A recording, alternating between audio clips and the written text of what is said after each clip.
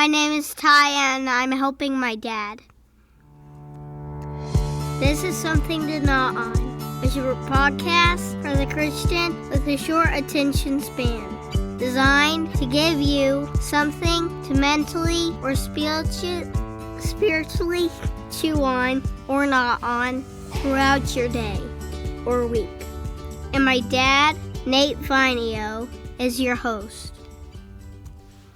We've been working through a series called A Crash Course Through the Old Testament. The intention has been to give a broad and enticing picture of the Old Testament to those who see the book as a bit intimidating. Hopefully we can accomplish this by doing a quick overview of each book and seeing how they are interconnected to the rest of the Bible. Keep in mind, this is not a doctoral-level Survey of the Old Testament class. It's a crash course. Think of it like the first punch to a bully's chin. He'll never be intimidating again. This episode is part 8 of the series, and we'll be quickly covering the book of Psalms. Are you old enough to know what it means to make a mixtape? Maybe you didn't make a mixtape, but maybe you bought a greatest hits album, or maybe you're tech-savvy enough to have a simple playlist or a favorites on your iTunes account. I guess I'm getting a bit old, but I remember having cassette tapes queued up and ready to record a song off the radio when it came on. It involved talent and speed. But when it was over, you had a collection of your favorite songs on one tape.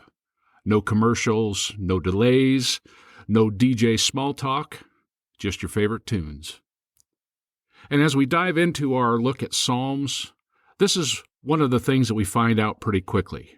It's almost like a mixtape of different songs from different artists, all mixed up on one tape. And more on that in a minute. Before we begin, let's back up for a quick overview of what we've covered so far. Section 1 was the law. Lots of rules, lots of history, lots of events, and even a guy named Lot. Section 2 covered history, lots of stories, lots of people, lots of behavior recorded. Person A did B, person C reacted by doing D, and God saw it all and acted in XYZ fashion.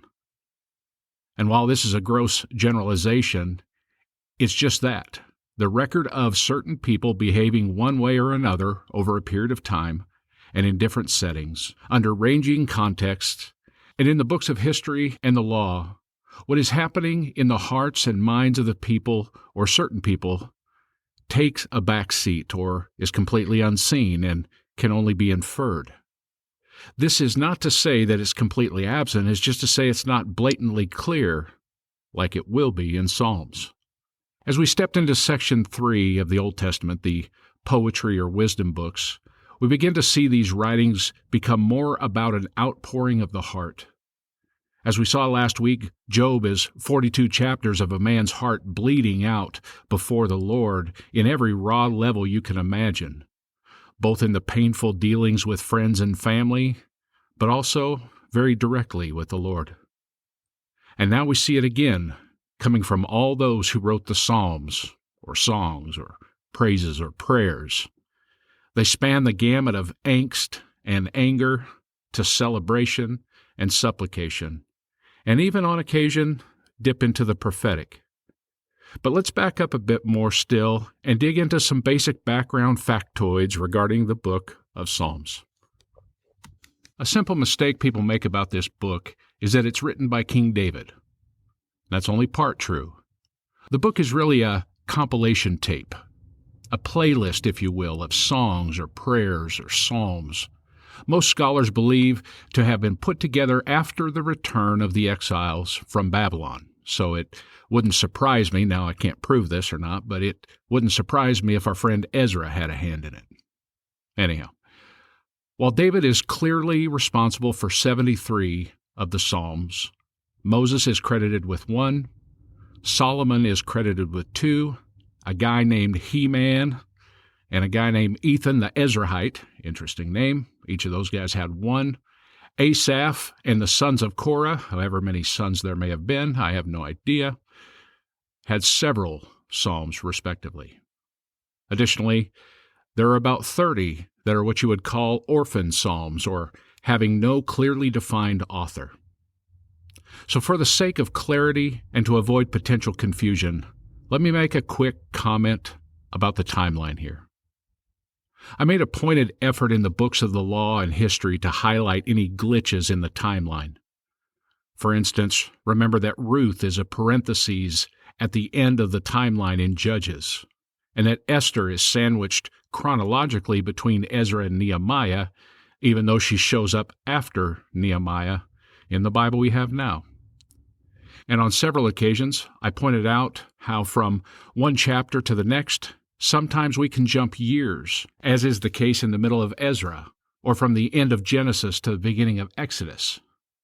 Additionally, you have Samuel, Kings, and Chronicles, which instead of having gaps, they overlap, writing about the same time frame, but from clearly different points in history.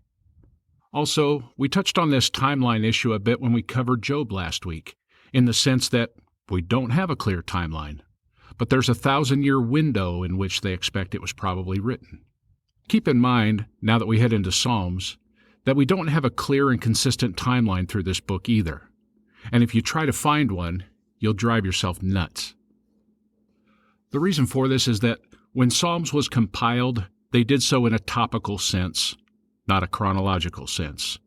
And in fact, there are within the Psalms what are labeled as 5 separate books.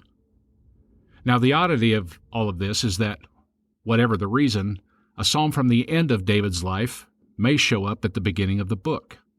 A case in point is Psalm 3. For those of us who need the chronology to make sense, this will mess with us.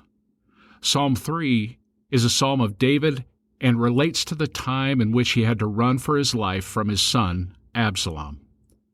And if you remember the series I did called Handling Conflict King David Style, or if you've read the biography of David before, you'll recognize that this comes late in his life. And there are many other psalms that chronologically happen before this. And as you would now expect, they are much later in the Psalms. So the lesson here is that what was important to those who compiled this final book of Psalms is not the timeline. What determined the organization of the 5 books is the combination of the themes and the point in history which they were added to the collection. Keep in mind that these scribes did not have the benefit of Microsoft Word and cut-and-paste technology. I would add here that I have a bit of a split opinion on the book. On the one hand, there's definite value in reading it from first chapter to last. Just keep in mind that the Psalms of David correspond to a completely erratic timeline. But nonetheless, you can see how the compilation is done in an artistic fashion. On the other hand, this is one of those books that reading a psalm in a hit-and-miss fashion can really work for a person. It's not completely out of line to read Psalm 91 and then to go back and read Psalm 4 and then to go back and read Psalm 127 and to go back. You won't mess yourself up completely with that. You can totally do that. Great encouragement, among other things, can be found in the Psalms. 1 Samuel 30, verses 6 through 8, for example, speaks of how David was distressed amid a situation where his family and, quite frankly, the families of his fighting men had been kidnapped. And in addition to that angst, his men began to discuss stoning David. But 1 Samuel 30 records that David, quote, encouraged himself in the Lord.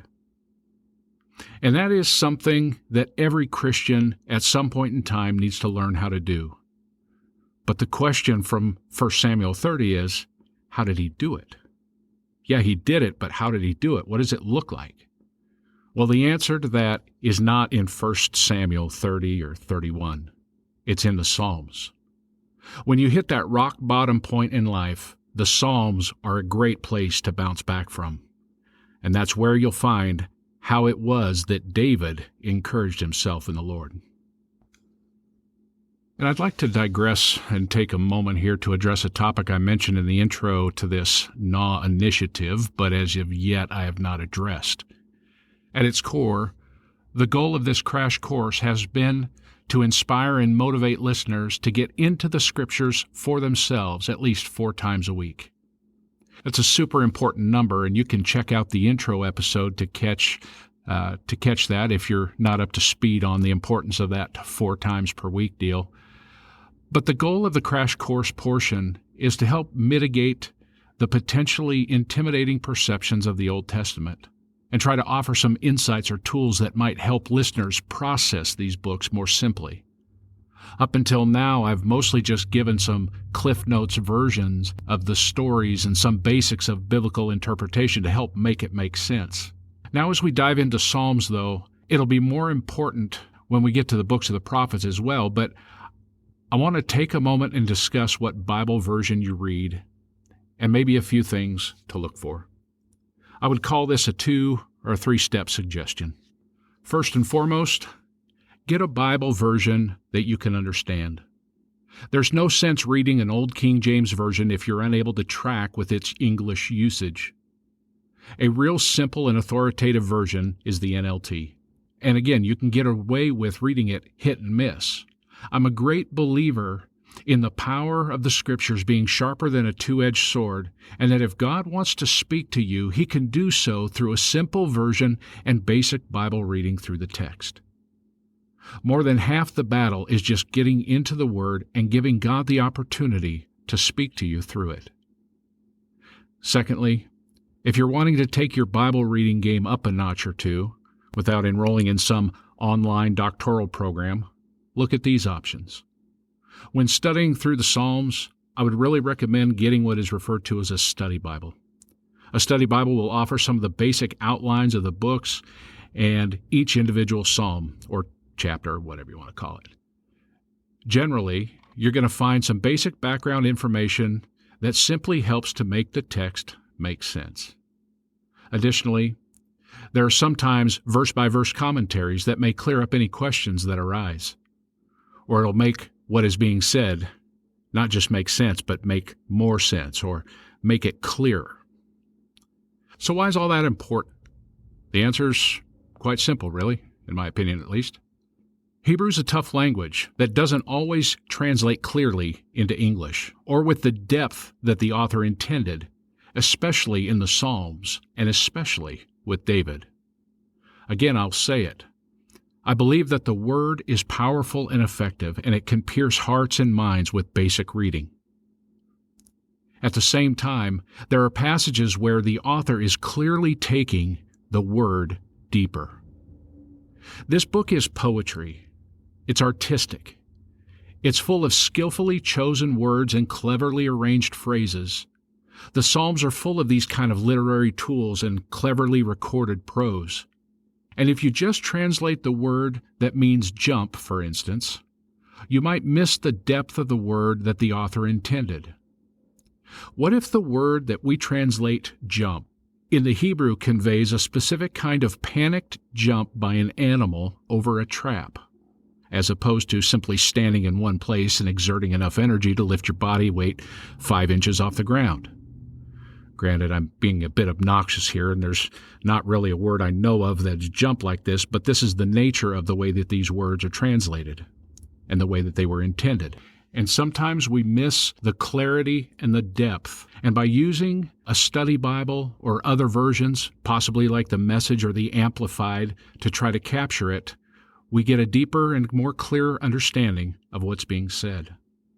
Consequently, reading some of these Psalms in a different version will help ferret out more of the author's intent, resulting in a deeper and more meaningful reading experience for the believer. As a further point of illustration of this, let me highlight it just a little bit better here. I think I've mentioned this before, but my dad published a book a while back. It was his master's thesis, actually, called The Peter Paradigm. In that book, part of his study took him to Psalm 51 and resulted in a conversation with a Hebrew professor at the University of Montana.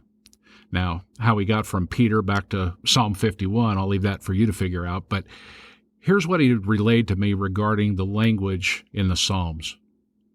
First of all, if you're not aware of Psalm 51, it's a penitent psalm of David begging for forgiveness from the Lord for his sin with Bathsheba and murdering Uriah.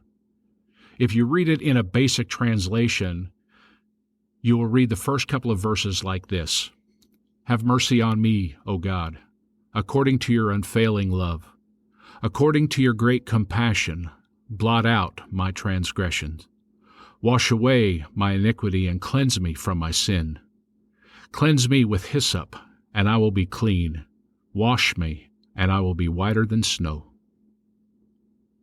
Now, in reading that, even in a monotone fashion, you see that it's powerful, and that we can come before the Lord like David and lay out our hearts before Him in like manner. But what is missed in this reading is the tone and poetic nature of the way it's written in Hebrew. Now, I want to emphasize that this is not an inaccurate or errant reading of the text. It's just not as clear or brisk as it could be. The professor went on to tell my dad that the nature of the words chosen by David and the manner in which they are pronounced make all the difference in the world. To speak these words in Hebrew, there would be no monotone nature to it. According to the professor, many words chosen, when properly pronounced, carry a sound of angst or desperation, and in the English literary term we would call it onomatopoeia. You can almost understand what he's saying based upon the tone itself. Additionally, the phrase, like being washed with hyssop, is not a routine run through the spin cycle of your top-of-the-line whirlpool phrase. It's a special and abnormally intensive grinding the stain out of the garment, a reference that would have been readily understood by the Hebrew culture. So when you put these details together in Psalms, not to mention the rest of it, not just these first two, but you get a clear picture of the depth of the angst that David is laying out and expressing to the Lord. And with these two quick examples, this is why I strongly encourage you to read through the Psalms with a study Bible and potentially a secondary version, so that you can get the most out of each work of art. And this is not the only use of literary tools in the Psalms. There are many more, and I'll leave those for you to find, but quickly I'll add that Psalm 119 uses each letter of the Hebrew language and builds an incredible psalm around each letter. It ends up being the longest chapter of the Bible, nearly smack dab in the middle of the Bible we have today.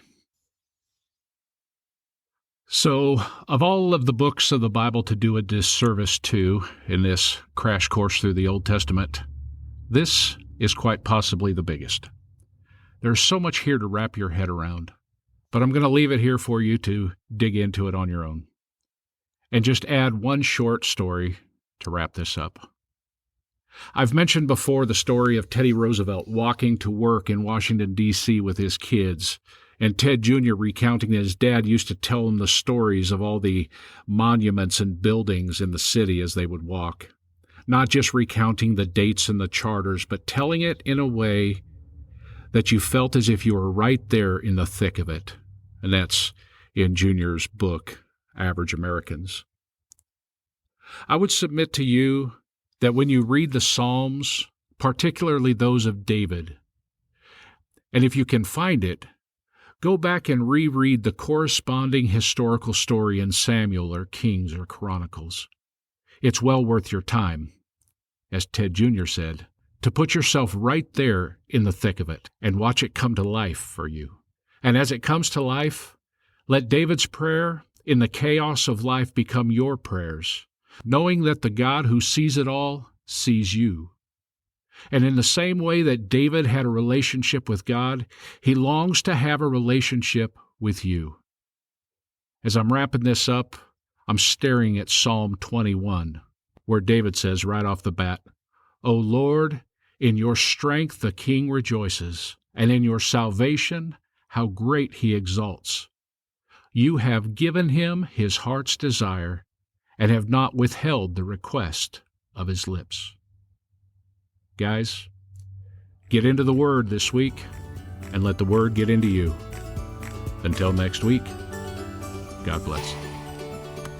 And lastly, as somewhat of a programming note, time is every man's enemy, and I have got some things that are stacking up that I have got to get knocked out, which means that for the next 2 weeks, I am not going to have an episode up. I'm going to need to take some time to take care of a few things. I'm a guy with an average job, and I do this on the side, and unfortunately things that are on the side are stacking up that I've got to devote some attention and time to. So I will catch up to you in a few weeks. It emphasizes, though, the need and the necessity to stay connected with me on the Facebook page, and also to subscribe on whatever platform so that you can be notified when the next episode comes out. So anyhow, until then, trust that you are having a good start to the new year, and a couple weeks from now we will catch up. God bless.